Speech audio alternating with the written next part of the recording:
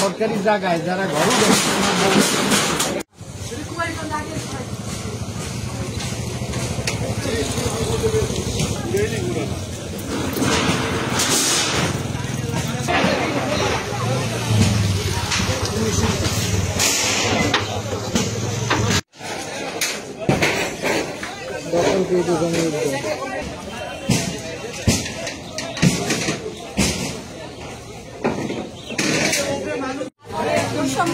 ছাত্র আন্দোলন এদের সবার সহায়তায় আমরা অবৈধ হাসপাতালের কাছে তাদের এই জায়গাটা লক্ষ্য করছে যে হাসপাতালের এই জায়গাটা বিভিন্নভাবে যে যার মতো করে প্রভাবশালী ব্যক্তি এবং রাতের অন্ধকারে এটা তারা দখল করে নেয়। তো হাসপাতাল কর্তৃপক্ষ অনেকদিনই আমাদের কাছে বলেছে এটা যেন আমরা উচ্ছেদ করে দিই।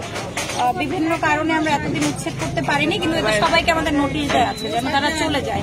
তারা যায়নি, একাধিকবার নোটিশ দেওয়ার পরেও যেহেতু তারা যায়নি, তাই আমরা আজকে বৈষম্য বিরোধী ছাত্র সমাজ, স্থানীয় জনপ্রতিনিধি, রাজনৈতিক গ্রুপের যারা আছেন, ব্যক্তি করব সবার সহায়তায় আমরা আজকে এই হাসপাতালের জায়গাটা, এই জায়গাটা যেহেতু অনেক ভ্যালুয়েবল, আপনারা জানেন যে এটা অনেক দামি জায়গা এবং এই জায়গাটা আমরা চাই এটা যেন কারো দখলে না যায়, বেদখল না হয়ে যায়। এবং আপনারা দেখতে পাচ্ছেন যে গত 5 তারিখে পরে এই জায়গাটায় সবচেয়ে বেশি রকমের হয়েছে। 5 তারিখের আগ পর্যন্ত এখানে 2/3 ভাগ জায়গা খালি ছিল, 3/2 ভাগ, কিন্তু 5 তারিখের পরে এখন আর কোনো জায়গা খালি নেই।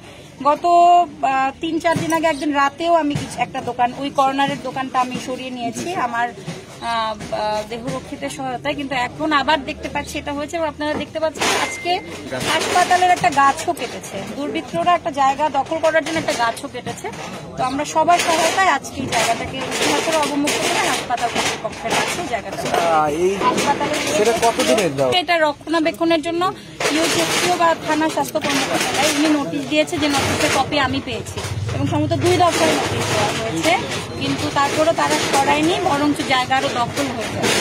এই কারণে আমরা যেহেতু এখন সব জায়গায় একটা উচ্ছেদ দখলদারি একটা চলছে, তো আমরা এটার পক্ষপাতী না। স্থানীয় প্রশাসন, আপনারা জানেন যে বরগুনাতেও এরকম উচ্ছেদ হওয়ার পর আমরা বৈষম্য বিরোধী ছাত্র সমাজ বা যারা আমরা চাচ্ছি যে নতুন করে আইন শৃঙ্খলা ঠিকঠাক থাকে, সবার সহায়তায় আমরা আজকে এই জায়গাটাকে অবমুক্ত করলাম।